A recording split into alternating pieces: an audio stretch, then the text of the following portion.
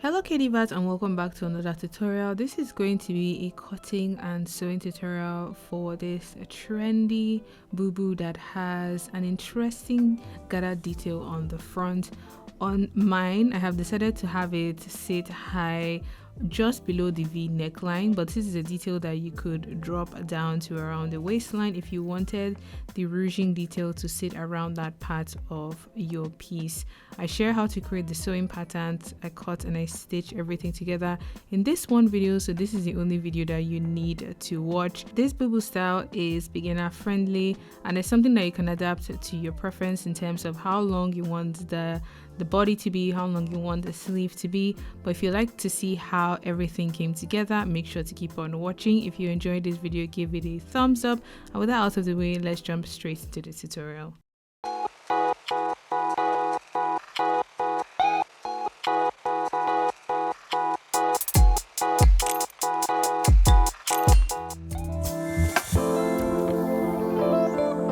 My main fabric of choice is this print satin. I forgot to check the composition when I bought this, but it doesn't have a lot of stretch.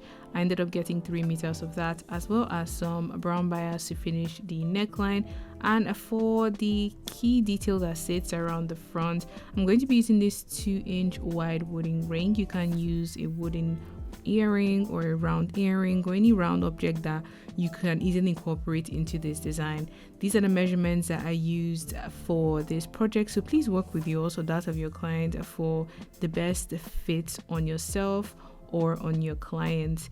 Let's jump straight into making the patterns for this bubu. I'm going to start from the front, and for this I'm drawing a long vertical line that will become my center front edge, and coming to the top of that center front line, I'm going to be drawing a short horizontal line that is going to guide me to create the sleeve as well as the neckline.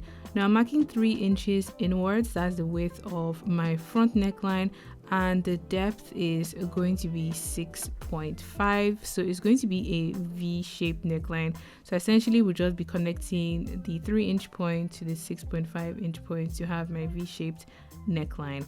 It's going to be a dolman sleeve, which is essentially when the body and the sleeve are incorporated in one, and my sleeve is 22 inches, and this I'm drawing as a slanted line that goes back onto the point where my neckline starts.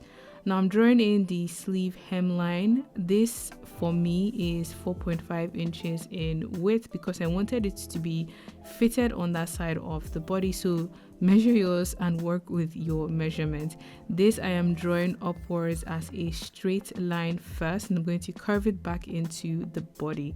But before I do that, I'm marking the vertical distance from my shoulder to my waistline. Mine is 16 inches, and then this I am going to be squaring across, so that guides me to mark the width of the bubu along the side.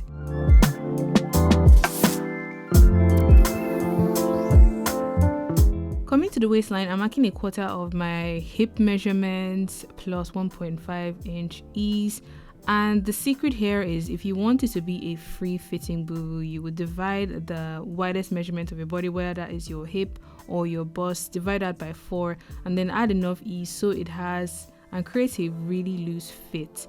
This I'm connecting back to the sleeve, and I'm essentially just drawing the side seam as a straight or boxy silhouette. You can taper yours in if you want, but because of the detail that comes on the front, I just wanted to keep the side seam simple. Next up, I'm marking the desired length of my bubu. I believe mine was about 45 inches because I wanted it to be like proper long all the way to the ground and around my ankles. And this I am squaring across to draw in my hemline. And once I have my hemline in place, I'm just adding a grain line to help me know when I have to cut this pattern onto fabric, and rotations, as well as a 1 centimeter seam allowance around the pattern. So this is going to be around the neckline, the shoulder, the center front, the side seam, the hemline, as well as the sleeve area.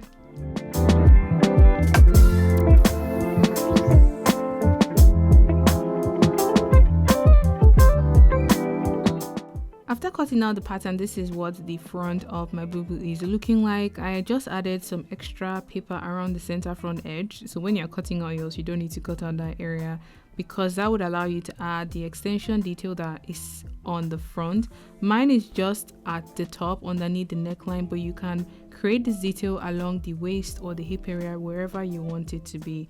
The first thing I'm doing is extending from the center front edge along the slant by 3.5 inches, and then I'm going to grab that wooden ring, and that would guide me on how wide I need to make this particular point. Once I have that marked, I would connect it back to the center front edge on the bottom, so that way I have a width that would sit around the wooden ring, extended outwards enough so when it's wrapped in place you get the ruffly and the flowy detail that this bubu has. And I'm going to cut out the excess paper that is on the center front edge, because I'm going to be slashing and spreading. That's where the volume actually comes in. You guys know I love slash and spread method because it allows you to add volume in parts of garments that you can either gather in or pleat in to add a very beautiful drapey detail. Now along that extension front edge, I have divided it into 3, and I'm going to be drawing slanted or diagonal lines that divide the front bubu into 3 panels. I am keeping the volume on the top half, but like I said earlier on, if you want this detail to be around the waist, you make this around the waist line.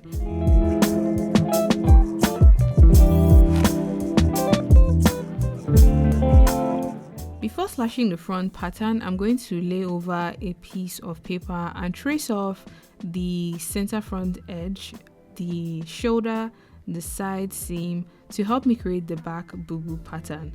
To create the back neckline, I am just marking where the shoulder point is along the center back edge, and I'm marking 2 inches below that point. That is how deep my back neckline is going to be, and it's a simple round neckline that connects from the 2-inch mark back to the shoulder point. I'm going to go in and trace off the sleeve, the side seam, and the hemline, and because I already added seam allowance to the front plan and pattern, I don't need to add seam allowance to this back pattern. I'm going ahead to cut it out, so I have my front and back pattern pieces done. The front, I'm still going to go in and slash and spread, but before doing that, I just wanted to create the back pattern, which is essentially the same on the sleeve, the side, the hem. It's just the neckline is different on the back. Now coming back to the front bubu pattern, I'm going to be slashing and spreading along these lines like so, and I'm slashing from the center front edge towards the side, cutting as close as possible to the edge of the paper. After slashing both lines, I'm going to place paper underneath the pattern so that it gives me way to add the volume that I want. The way I'm going to be spreading this pattern is I'm spreading the top panel upwards and the bottom panel downwards, and keeping the middle panel in the middle of this section here, and I'm spreading the panels by about 6 inches. Just know the more you spread them, the more volume is going to be there. I'm spreading by 6.5 inches along the side and along the bottom as well. And once that has been spread to a point that I like, I'm just going to essentially sellotape the spread panels to the paper that I placed underneath.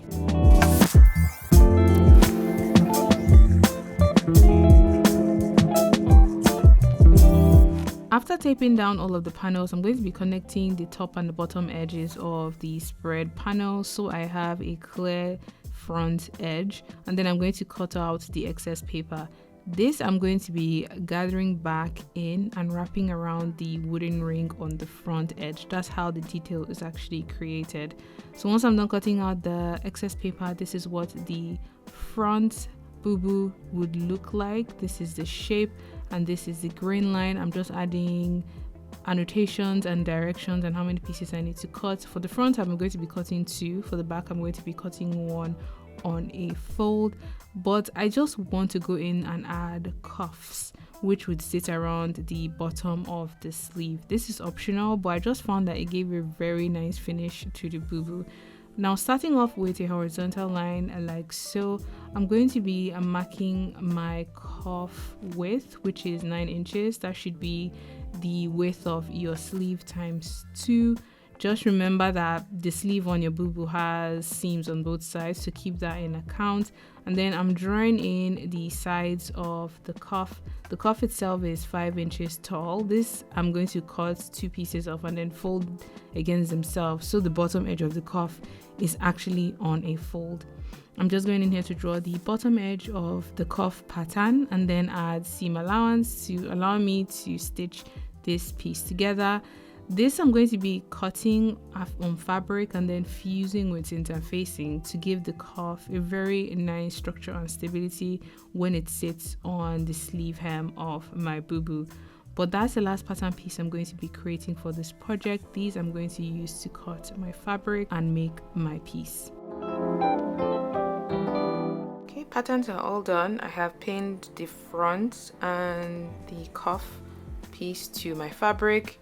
The fabric itself I have doubled, so it's 2 layers, so I can cut both pieces for the front, and then after cutting the front and the cuff, I'm going to use the remaining fabric, which looks like a generous amount, to cut the back. Let's see how this goes. I want to wear this dress for Easter Sunday. I think it'll make like a very nice flowy gown. It's apparently meant to be warm weather, so gonna cut, stitch, and then show you what it fits like on afterwards.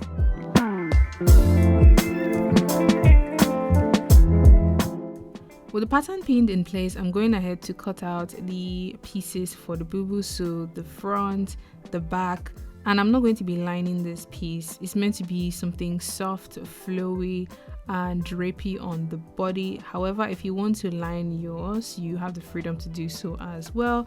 But I've cut one piece of the back on a fold. I've cut a pair of the cuff and I've fused that with interfacing on the wrong side of the fabric, and for the front I have cut a pair, so that allows me to go in to do the gathering that sits around the wooden ring. Starting with the front pieces, I'm going to be overlocking around the front edges, so around the straight side on the bottom and then around the slashed and spread area.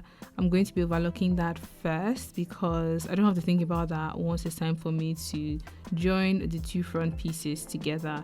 These I'm going to be joining with right sides or the brighter printed side of the fabric facing each other, and I'm going to be sewing up the bottom edges, leaving that middle area where we did the slash and spread. I'm going to leave that open, and then I'm going to be sewing up the top of the slash and spread area by 1.5 inches towards or into the neckline. That would allow me to have enough measurement to wrap around the wooden ring.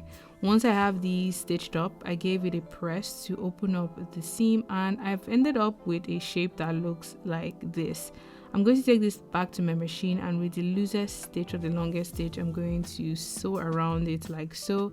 So it allows me to gather all of that slash and spread area into a round circular opening that looks like this. Once I'm done doing this, I am going to turn my piece to the wrong side of the fabric or of the piece, as you can see here, and I'm going to grab my wooden ring and push all of the gathered ends through the middle of the wooden ring. Then I'm going to wrap it around the wooden ring like so, and I'm just adding some pins down, so I'm ensuring that it completely covers the wooden ring, and this I'm doing on the wrong side of the bubu.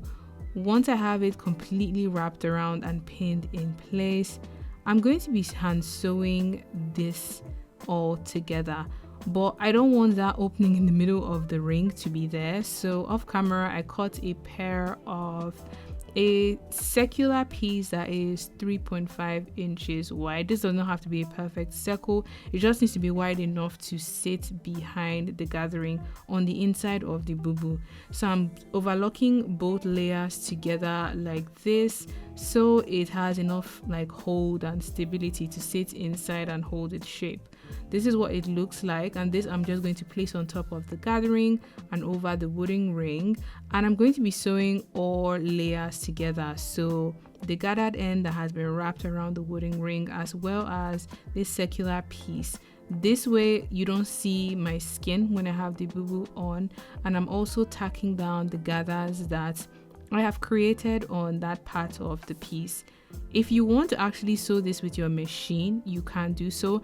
I would say before you sew, make sure that you spread the gathers as evenly as possible all the way around, and that you have enough seam allowance to actually turn your piece on your machine, so you have an even circular seam that goes around your wooden ring or whatever wooden or round piece that you are going to be putting on that side of the bubu. This took me a bit of time to do because I didn't want the stitch to be visible on the right side of my bubu, so I ensured that the stitch was quite small on the right side and a lot wider on the wrong side. So when you turn the piece or look at the piece from the front, you almost did not see any stitching because I stitched it in an intentional way, so it's kind of invisible. But that's the main feature of this piece. That's the main feature of this bubu. So once I was done with this, I knew I could go ahead to join the back to the front. This I'm going to be placing with right sides facing each other, and I'm going to be sewing up the shoulder and the side seams together.